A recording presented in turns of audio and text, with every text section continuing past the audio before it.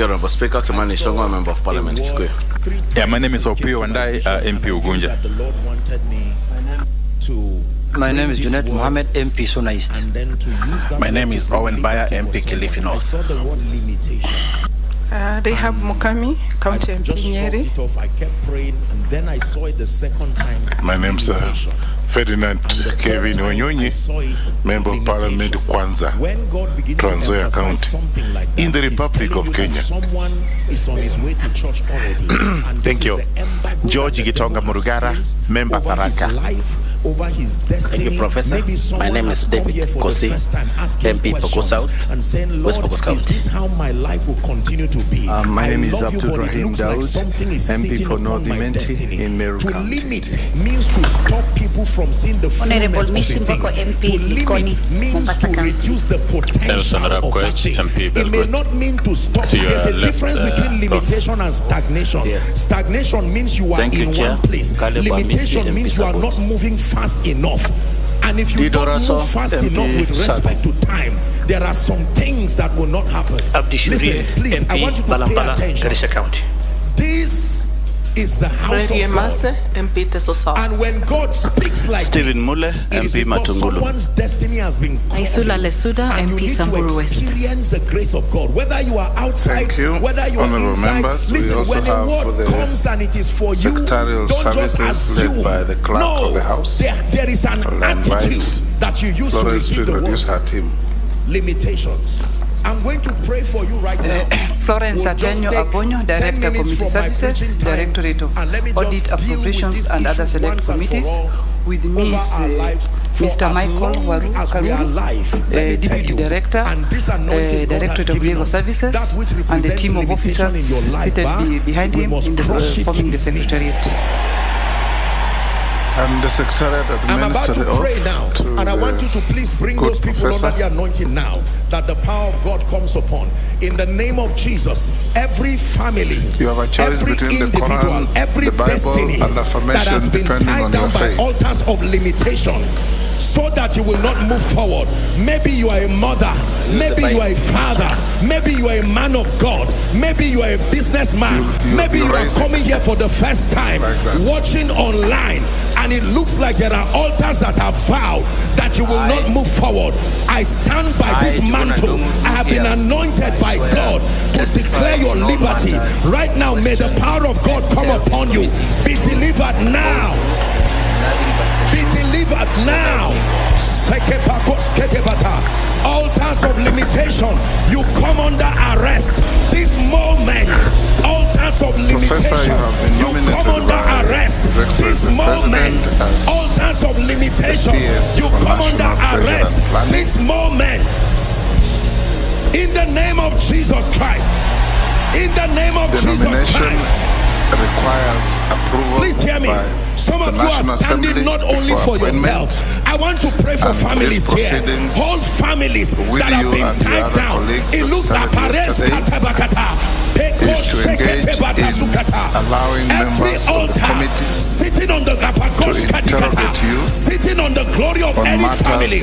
If I be touching on your sent by integrity, God, your I ability, stand by your this suitability apostolic and prophetic occupying mantle. the May fire fall upon that important altar office now. to which you have been May nominated. fire fall upon that altar. We will Release hear you them in now. 90 minutes. Release their destinies now. The questions Release their that will be destinies asked by now. members, we have agreed, should be concise and precise. Your answers should be equally Open your mouth concise in and 1 minute and precise. begin to declare. It is not I declare my adversarial. release. Every We want to limitation, get facts no where matter how necessary. long, in the Your name of opinions where Jesus necessary. Christ, I decree and declare by in the so blood of doing, the eternal covenant. You speak through the chair. There should be no Is someone altercation praying? between you and any member. Neither Those are members following going online, to I question you release that directly. anointing They also upon you. question through the From chair, America as the to rules of the Europe House to require. Nigeria, parts of We will, Africa, I declare, may the anointing once of we the finish with the Spirit preliminaries, touch you right in I'm your sure you've room, been watching in the your proceedings. office. Right From now, elsewhere, we I give you set you free. 10 minutes Yokes of or less limitation, to tell us be who you delivered are, now. your short journey through life.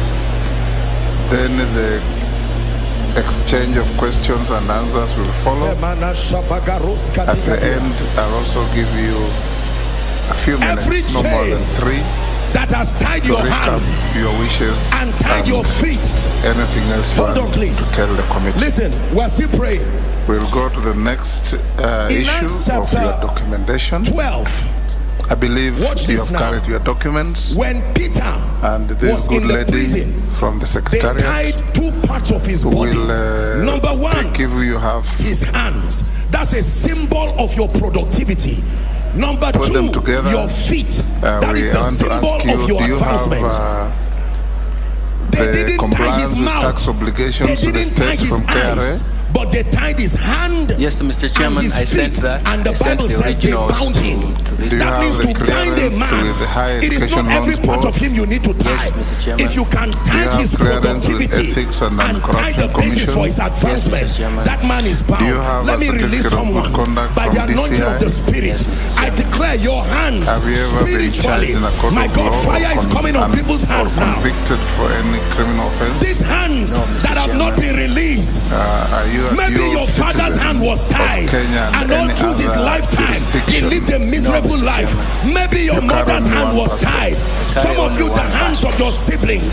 I come holding the key of David, given by the God of heaven himself. In the name of Jesus, may those chains be loosed from your hands, loose from your feet, loose from your hands, loose from your feet, loose from your hands, loose from your feet. Man of God, I release you. It's time for your ministry to open up. I release you, apostle, prophet, teacher, Makatosh Keteketa. Every altar sitting on your ministry, every altar sitting on your ministry, be released now. Currently, I'm salaried at the African Economic Research Consortium, but I think that my anticipated earnings will be graduated coming once my contract comes to an end. Unfortunately, if I'm approved by this committee, then it means that I'll have to leave my job. The second one that is graduated, not just enough the other that one will be maturing in financial investments through different sources, diverse sources. Those are so when Jesus resurrected, it was not just enough to come out to rise from the dead. That stone needed to be rolled away so he would come out. Same thing happened with Lazarus. Let me roll away any stone. Oh, sorry.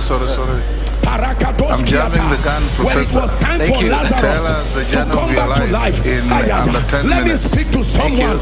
Everything dead in your life, hear the word of the Lord. Talita Kumi, come alive, come alive, come alive. Every mantle, every door of favor, every opportunity that has been closed over your destiny, everything that has died, hear the word of the Lord.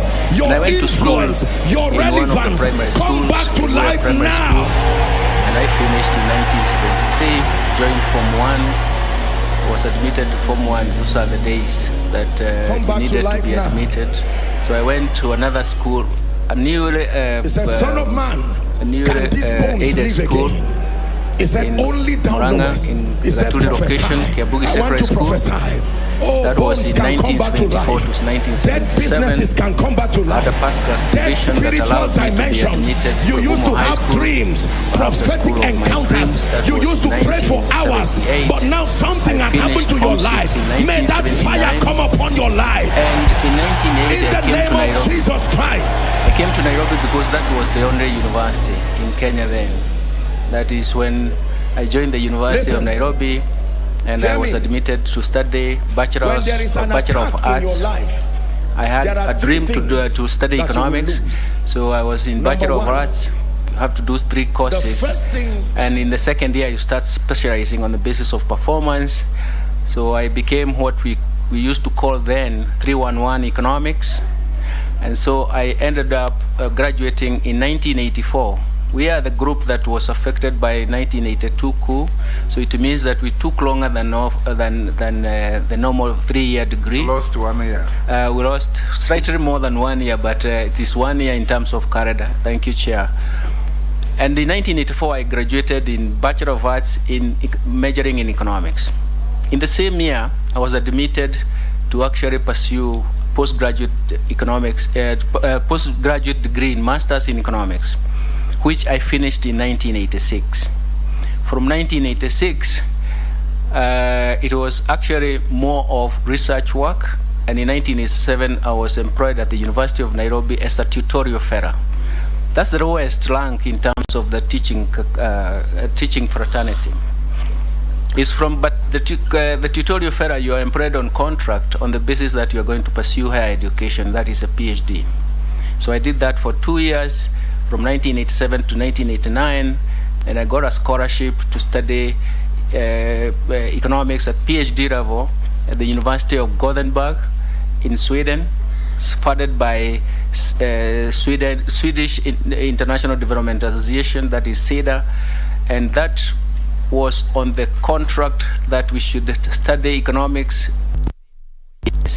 Usually economics, PhD in economics takes about 5 years, 2 years of coursework and 3 years of research. But we had a covenant to finish in 4 years. Of course, it was difficult, but I managed to finish in 4 years and 3 months. So I came back to Kenya in 1993, towards the end of 1993, to start teaching again in 1994. I was promoted in 1995 to become a lecturer. In 1997, I was promoted to become a senior lecturer. And in 2001, I became perhaps the youngest professor ever. It became an associate professor in 2001. That is the journey in terms of my academia. I've continued to be a researcher, and all my areas of research has been quite macroeconomics. I've trained so many economists in Africa.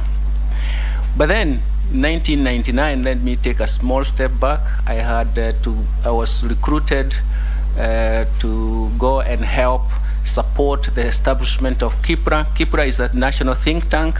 It's the Kenya Institute for Public Policy Research and Analysis. And I was there for 2 years. I was responsible for developing the first Kenya macro model. And I did develop the Kenya macro model by 2001. After that, I continued with my international assignment. I was employed in 2002 by International Development Research Center of Canada. And again, I became the program specialist in East and Southern Africa. In 2003, I joined the African Economic Research Consortium, a network that actually builds capacity for economists in Africa and even graduate training. I became director of training. And it was there that I was recruited and appointed governor of the central bank in 2007. And I continued and served for 8 years. In fact, Chairman, I became the first governor to serve 8 years since the law was established, 2 terms, since the law was established in 1982. So, for me, it was a chance in terms of not only of research, but intellectual leadership, but also policy leadership.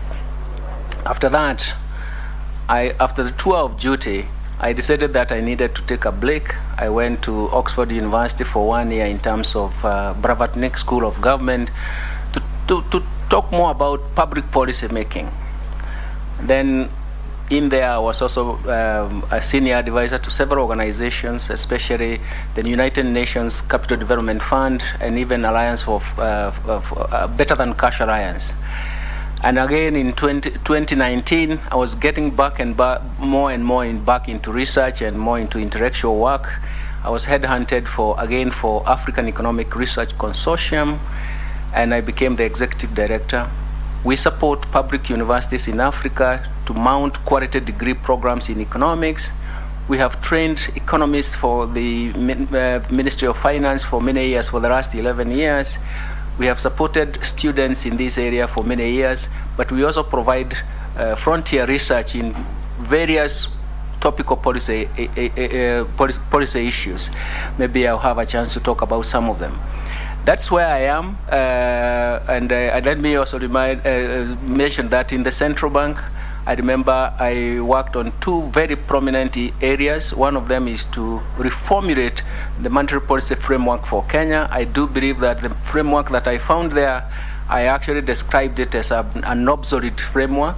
And the second thing is that I pushed and defended M-Pesa until the fights with the banks, until it was concluded, and everybody believed that it was a very, very innovative product. Today, the world knows Kenya because of M-Pesa and all other products that have come in that improved the retail electronic payment system and platforms in banks is one of the examples. I stop there, Mr. Chairman, because the history can be long, but let me say I am that young boy who started in location 3 in Gasharage in Kandara, and I'm now sitting here.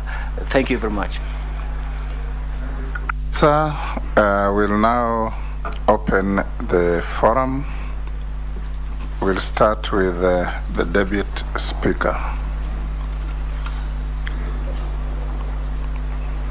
Professor Ndungu, I think I'll start by congratulating you for being nominated for the position of Cabinet Secretary for the National Treasury and Planning.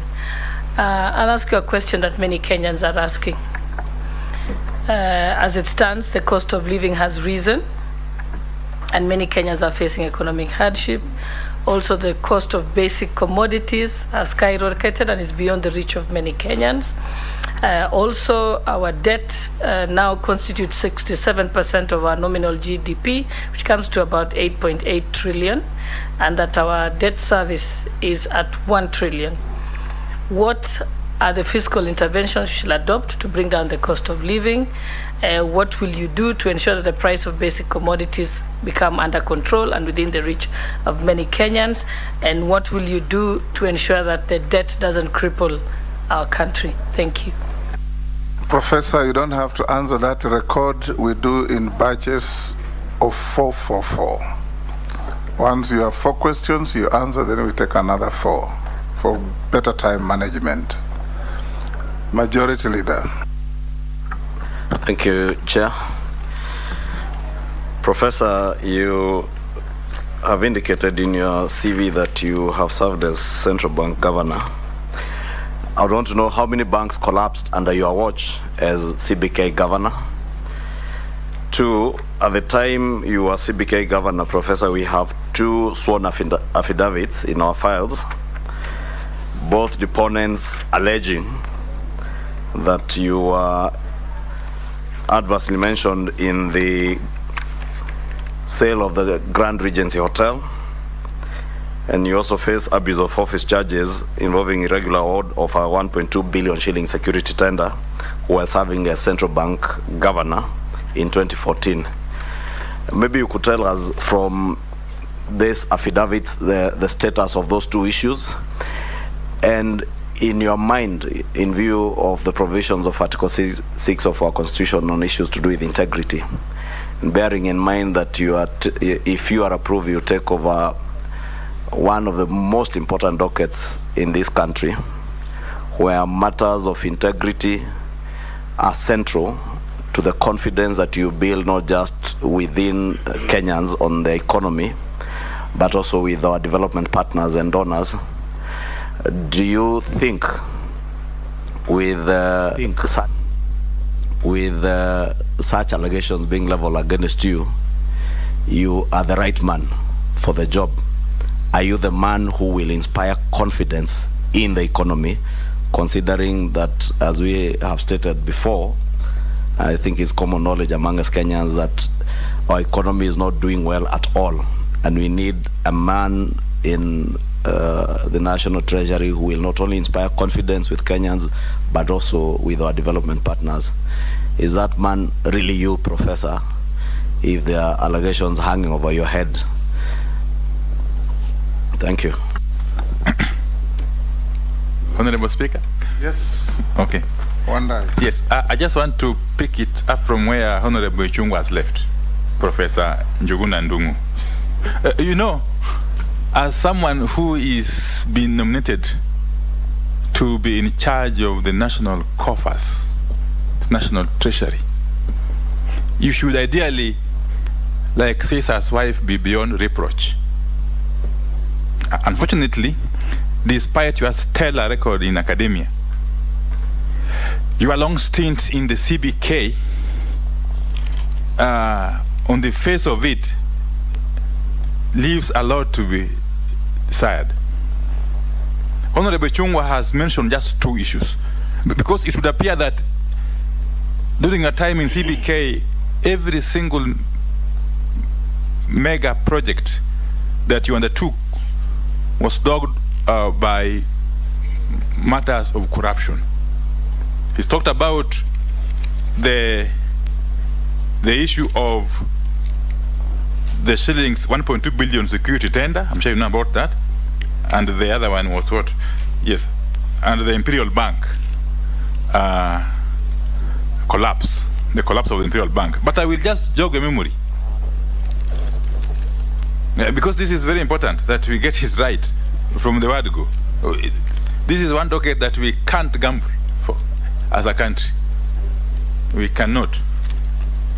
In fact, it is on record that the person who held this docket previously, I think the second last person to hold it, Mr. Rotich, was sent home on the basis of even less, on the basis of allegations which are even less serious than the ones which seem to face you. Let me mention just 1 or 2. In the year 2012, the Public Accounts Committee of the National Assembly did indict you. In fact, it barred you from holding public office on account of irregular procurement of printing contract to De La Rue. I'm sure you remember that. It went further to call for, to recommend for serious investigations into your conduct, and that if criminal culpability would be established, should be taken to court and charged. You may want to update us on what became of this. That is very important. 2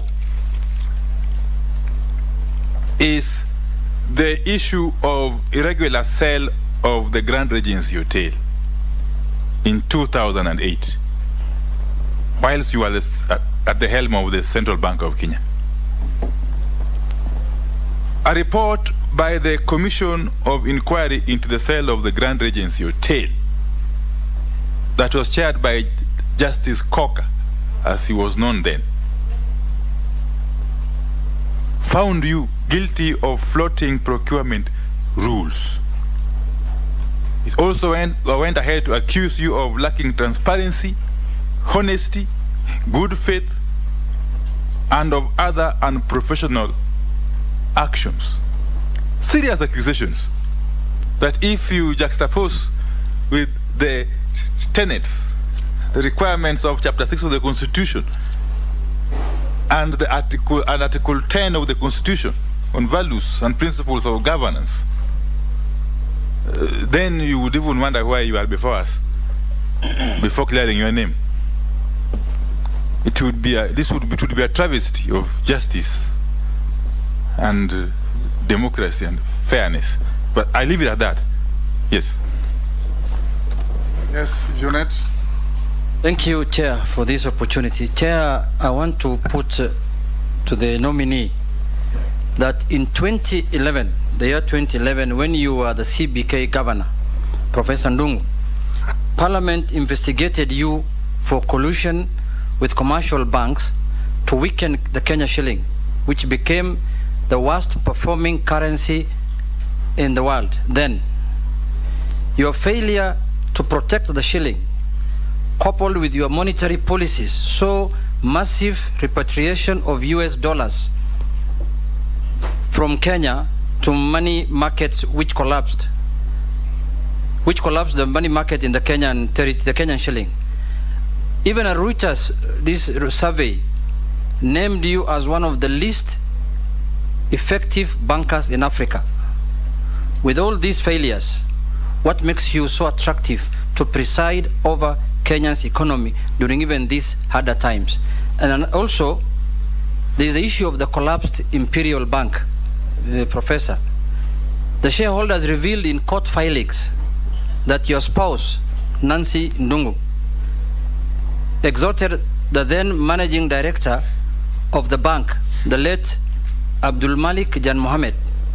The bank paid for a holiday in a luxurious hotel in Thailand.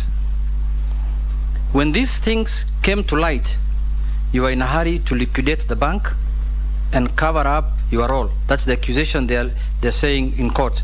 What's your response to that? And lastly, since you left the CBK, Professor, things have changed in this country. There was a new constitution that came in place, and the budget making process was taken to Parliament. Parliament is the one that, through the Budget and Appropriation Committee, is the one that looks into the budget of the country.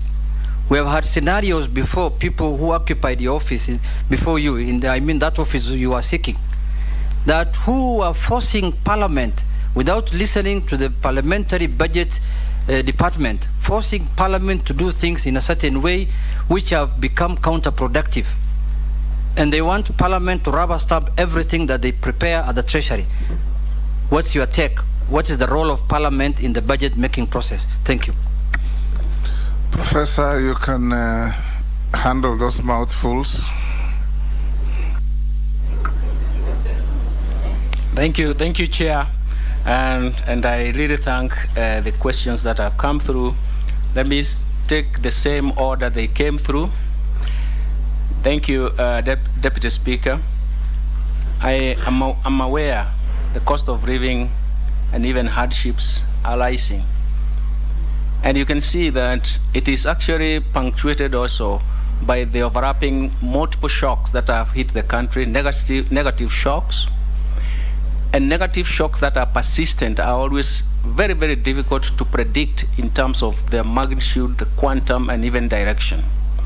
So in a sense, the world over is actually suffering from that.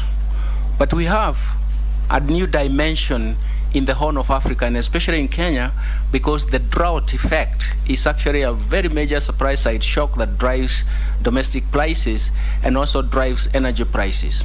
And this is where the pain, most pain is coming from. I do recall one time in my presentation to the Parliament, I argued that the then Parliamentary Committee in Finance, that we need to create buffers in the economy so that when there are supply side shocks, we can actually at least mitigate in the short term. And those buffers, for example, related to food security.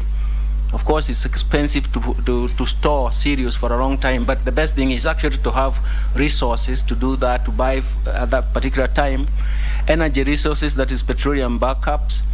And then, of course, we should have buffers in terms of fiscal space. And finally, we should have buffers from the central bank in terms of foreign exchange reserves. Those are four main buffers that can help us navigate in the short term. But unfortunately, when the shock hits us, for example, right now, if you look at that, it's only perhaps the central bank which has foreign exchange reserves. And you can see that essentially it's going to be problematic. But then, what we really need is actually fiscal intervention to create some space and even to save lives.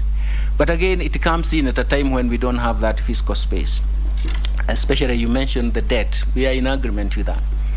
I think right now, the way the situation is, given the multiple shocks, and even the supply side shocks that are quite prevalent, the best would be to look for concessional financing that would retire most of the debt, especially the domestic debt, which is very, very expensive. It's taking quite a large proportion of recurrent expenditure, about to the tune of about 33%.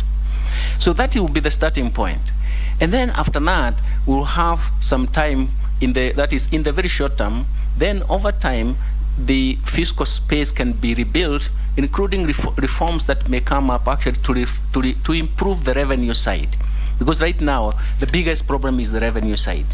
So essentially, one of the lessons that we should pick up from here is actually how to deal with supply side shocks. It was always a problem even during my time. Because one of the things about the supply side shock and monetary policy phenomena is that you have to actually tighten monetary policy to ride over the shocks. But essentially what you do is actually to push the economy into a temporary recession, hoping that once the supply shocks are resolved, we do not have that plateau of high prices. We will destroy that. But if there is pain, by the time you do that, and even when the supply side issues are resolved, this is the pain we have to undergo, we have to wait for. But I do believe that the most important steps is always to make sure that we have fiscal space that can now allow us some flexibility to ride over the shocks. And that is going to be created by, first of all, resolving or profiling the debt that we have, having some concessional funding that is going to retire some of the most expensive domestic debt. And then from there, slowly the fiscal space will build up, supply side will come back, will be coming slowly back to the market, and then we can now start looking for how do we create fiscal consolidation. The president has already signaled some signals about fiscal consolidation. And this is something that will continue, but it will not continue until we resolve the crisis facing us, and then we resolve the debt issues. That's how I would approach it. It should be a short-term problem that can be solved, but it has to take a bit of time. Thank you, Majority Leader. Thank you for your fantastic questions. During my time, there is no bank that collapsed. I was governor of the Central Bank of Kenya from March 2007 to the beginning of March in 2015. That does not mean, Mheshimiwa Majority Leader Bwana Kimani Ichung'wah, that there were no problems. There were problems. But you have to make sure that you bring in or you develop new solutions and new interventions to save the market. And that's what we did. There were several mergers, but those mergers were actually geared towards preventing any collapse of the banks, because market situations do change. Some projections in marketplace can change. And so the regulator must know what to do. A regulator is not someone who is waving an axe in the market. A regulator is a person who is trying to understand the market, help develop the market, and the third one is regulate and protect the market. So those three dimensions are very, very important for a regulator. And that is what I did for most of the time that I was there. Now, of course, the affidavits that have come up, let me comment on them. One, the first point I would like to make, Mr. Chairman and honorable members who have asked this question, is that we want to stop at the first point of just mentioning what it is. We don't want to go further and see what has happened. The case, for example, for the procurement, I fought it through the courts to the Court of Appeal, and there was a judgment. The case of Grad Regency, I think the statement is that I was adversely mentioned. I was an agent of government, and this was a government-to-government sale, and I was the one to negotiate and to receive the payment, which was actually received by the government. And for your information, the end result was that it gained 3.114 billion shillings that was actually used in Lamu to dredge the port. The idea in government then was that such recovery from corruption proceeds should be used in fixed investments that would give Kenyans perpetual benefits. And that is how it was allocated there. There was a commission of inquiry that was started, but it was supposed to check whether the sale was appropriately done. Now, the whole issue was, how was it appropriately done? According to that commission, it valued the hotel at 1.8 billion. Then the question they were asked, what about the central bank? How did it value the hotel? It was at 2.2 billion. And then how much was the hotel sold by the central bank? It was sold at 2.8 billion. The difference between 2.8 billion and 3.114 is because of the retained earnings during the operations. So in a sense, it was value for money, and that was what the committee was supposed to establish. Let me state this, Mr. Chairman, with all due respect, that we are, and especially for me, I've been a victim of abuse of the criminal justice system. For example, the procurement that has been mentioned. The whole idea was to get Njuguna Ndung'u out of the central bank. How do you do it? That's why, even if you go to the records, you will just be embarrassed, the kind of facts. Now, the biggest problem I have, Bwana Ishungwa and the others who have asked the question, is that the National Human Rights Commission, the Kenya National Human Rights Commission and the Transparency International should be coming to our aid as victims of abuse of the criminal justice system. But they are coming here to make us the victims. It's quite a paradox. It's actually extremely, I would like maybe to invite people to read even the judgment, even the Commission of Inquiry on Grand Regency. It's so interesting that they find it that they become also a victim. It is something that we may want to check out, Mr. Chairman. It's something that we have to rethink about the mandate of some of these institutions, and it's something that we need to correct from the very beginning. Sorry, Chair. Yeah. Sorry to interrupt the good professor, but I feel he is on a tangent now to blame the petitioners. I just wanted him to clarify, because that was my question, Professor. In the interest of the country and the economy, we want to, if we approve you, to approve someone that will be confident has no issues of integrity hanging over his head. And the opportunity now you have is to make that clear. And that's why I asked the status of the Grand Regency, which I have heard you've clearly stated that you are exonerated by the Commission of Inquiry. Well, I hear my colleague saying no. So we want to know what was the status.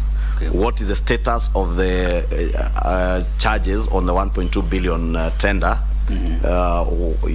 You know, it's good to say it went to court, or you fought it to Court of Appeal. Thank you. What was the verdict? Thank you for clarifying. Yes, the tender issue. Let me first of all say that it was very clear that CEOs are not involved in the procurement. Their work is only to appoint the procurement committee. And that matter went all the way to the appeal, and they showed that the problem was the procurement committee of the central bank, and I was vindicated. I had no role to play. The Grand Regency, again, is an issue. I have shown that the government position was that the proceeds would be invested, and they were really invested in that case. And maybe I can go to so in actual fact, my role was very, very clear as an agent, and my role was also very, very clear that I had no role to play in procurement. But I wanted to go further to show that actually when such issues come, although I'm trying to defend myself, when such issues come, also those people who bring them up, they should see the whole end. Speaker, point of order. The nominee is not helping us make progress. For instance, he's saying talking about being vindicated in the Grand Regency cell. He's not saying by who, because the report of the commission is clear that you are indicted. Yeah, Bwana Chair. Thank you, Mr. Chairman. With due respect, and maybe I will seek your protection because I have never seen the report. I only remember that the government said those proceeds that the central bank has done well for raising that kind of money. It was invested in Lamu Port, and you are aware of that.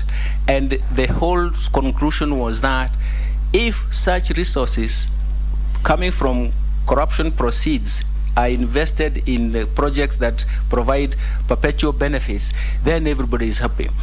Let me also move on to... Speaker, sorry. Yes, Chunga. Maybe as a procedural matter of guidance to the committee, with all due respect to my colleague, the leader of minority, I don't know when, as a committee, we allude to a report.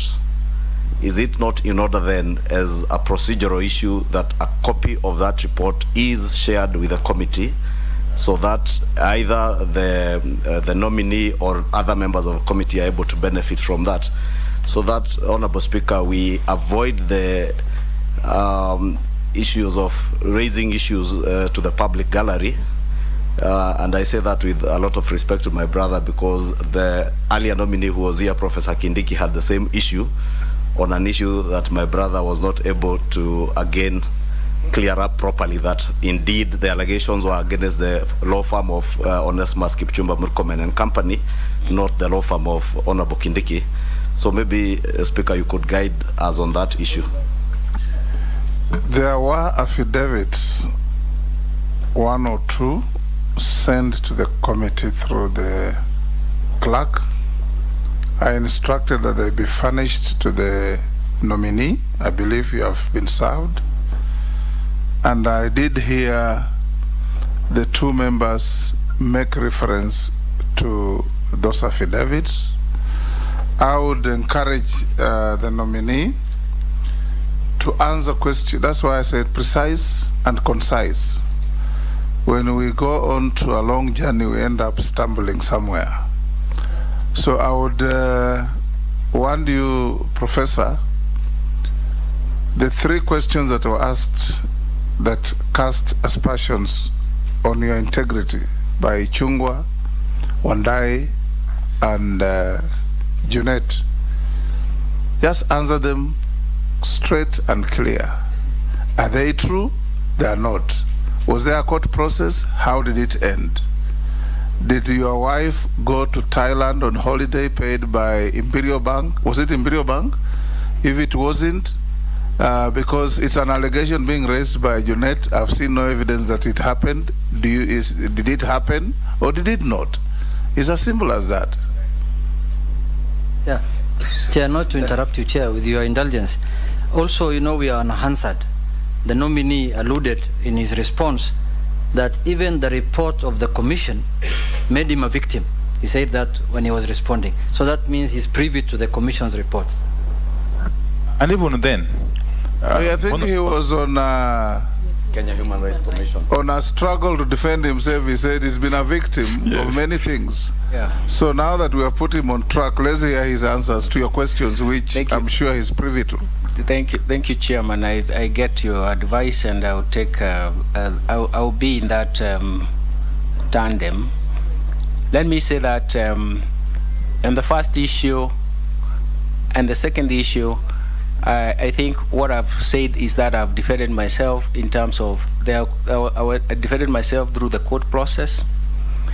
The Commission of Inquiry, in terms of the Grad Regency, I was asked to surrender the money to dredge the Ramu port. All the proceeds were given. You were asked as Njuguna Ndung'u or as governor of the central bank? As governor of the central bank, and also the agent who transacted that particular deal. The printing contract that Mheshimiwa Junet, with due respect, thank you very much, that matter came to Parliament. It was debated, and in the end, it was not the central bank that determined the printing contract, because it was there even before I joined in, and so I was exonerated on that. Then the reports are very clear. I've never been involved in contract for publishing for any currency printing. And again, the Treasury also went into joint venture with the Deraru, and that is how the issues were determined. So it was not a purview of the central bank, and the matter was dissolved that way in the central bank. The Imperial Bank never collapsed when I was in the central bank. I had already left, and it was several years when I had left. And the bottom line is that I was never part of that, and I never flouted, and also the flouting of the procurement rules. I never flouted any rules, because in the then law, since then they have been revised, and bear me with that. Since then, the procurement law has been revised. The CEO of an organization, his role was, or his or her role was, to appoint the procurement committee. If the procurement committee made a decision, the CEO could not vary that decision. Since then, and I had already left the central bank, things have changed, and the law has been revised. Let me also say, the issue of banks propping the sharing, that was not correct. It is like the same situation we are in now. We are having supply side shocks, And because of the persistent shocks, you can see the dollar supply has been minimal. And so in a sense, when you look at our current account deficit, it is the one that signals whether the currency is going to depreciate or appreciate. And that is the same situation with external shocks, and this is consistent with the African economies. Again, we went through the motion with a special parliamentary committee on that, and we dissolved the matter that actually this was the preference. That is why, Mr. Chairman, I mentioned that I had issues with saying how do we create buffers that help us to mitigate short-term shocks. And the whole issue, then the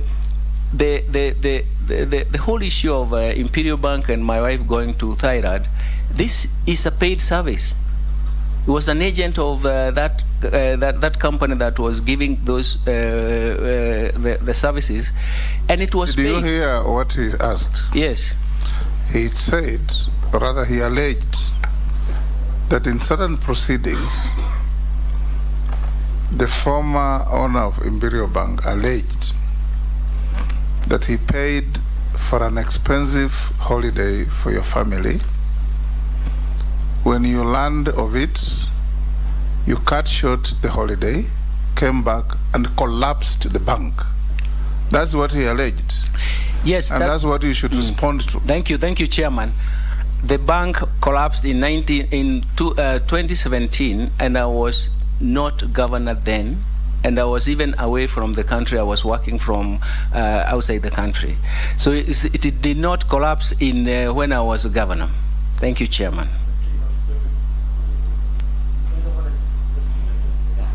Yes. Just for your indulgence, Chair.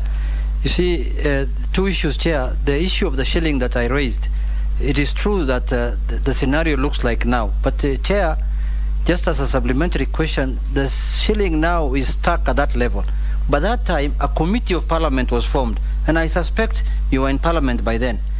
Then, after the investigation of parliament ended in a month or a month and a half, the shilling came back from 120, came back to 90. So it looked like a setup. Then lastly, Chair, did the trip to Thailand happen or did not happen, in spite of the bank collapsing in 2017? Thank you. Thank you, Chairman. Let me say this. Once the crisis has been resolved, then there is inflow of foreign exchange. And because we have an open capital account and a floating exchange rate, the appreciation will always take place, because the depreciation is coming because of scarcity. And that's what happened. You can even produce graphs to that effect. That is, I wanted to correct that. The trip to Thailand took place in 2014. And then the agent of that was himself, I can't remember the name of the one you have mentioned. And we were paying him in advance to go. So it was a trip that was paid for. You pay him. So it took place, we paid. He was an agent. He was an agent of that particular resort. And you paid him directly. And then and all those details are there. Pay for the holiday? I paid for that holiday for my wife. Okay. Yes.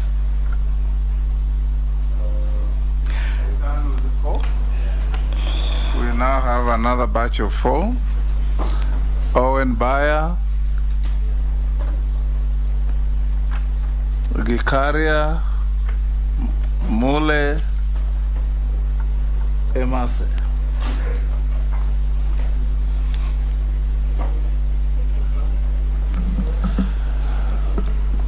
Yes, can I go ahead, Chair? Yes, go ahead. Okay, thank you very much. To make good progress, Professor, listen to the questions very carefully and answer them as precisely and concisely as you can. Okay. When you embark on a misadventure, you land into a series of problems for no reason. Okay. Thank you, Professor.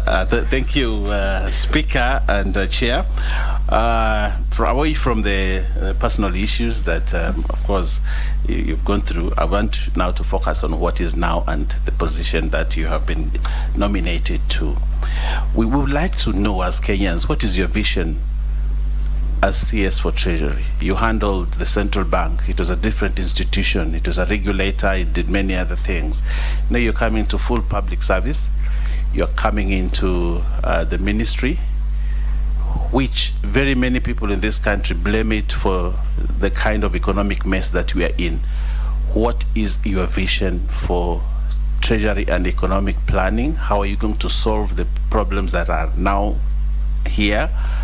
The problems of skyrocketing prices, the problems of the fuel, the subsidy issue. And the hustlers out there are looking at you as the person that are going to redeem them. How are you going to do this? What is your vision? If we know your vision, we'll be able to know where you will take us, and that you'll have less of the issues that you had at Central Bank. Secondly, Speaker, the current CS has pronounced that he cannot disburse money to CDF because he says the court ruled. But we also know the court, and Kenyans know the court ruled on the issue of the CDF Act 2013, not the NG-CDF that is subsisting now. Members of Parliament and Kenyans know the benefit of having CDF. On the fiat of a ruling on a previous act, Kenyans have been denied that money. Would you disburse CDF? Thank you. Thank you, Chair. Maybe Ndongo, the nominee Treasury. You know, at the end of the day, it is what is collected that has to be spent.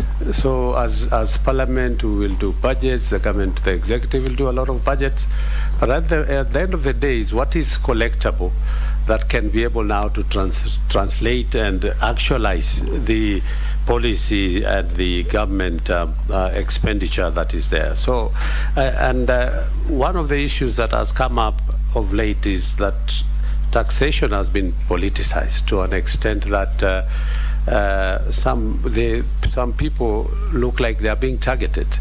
So one of the questions among politicizing tax collection is that our revenue collection currently, which stands at 2.2 trillion this financial year, but the debt, public debt is so huge. So what innovations strategies that you're going to have to employ and grow that revenue collection of this country without necessarily, just thinking of taxation to the poor or getting a lot of money? Which other methodology would you come up with to collect enough money to be able to meet our budget requirement? Thank you. Thank you, Speaker. Thank you, Professor Honorable Mule Matungulu. The current situation in the country economically, we under serious distress of hardship economically, and we would wish to hear from you as the person to turn around the situation.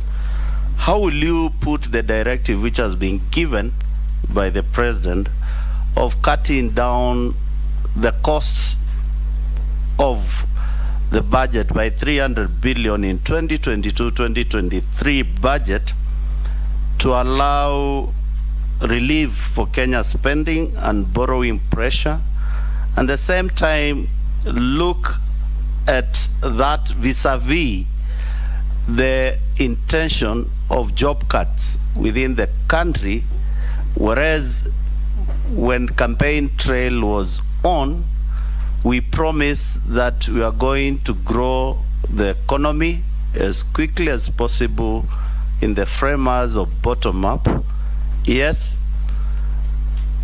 the job cut to make sure that this realization of the 300 billion is evident, and it will definitely affect serious programs of the government like public-private partnership, PPPs, whereby the framework rests squarely with Treasury. How are you going to sync that with the particular ministries which will be involved in all the PPEs to save this country. Thank you.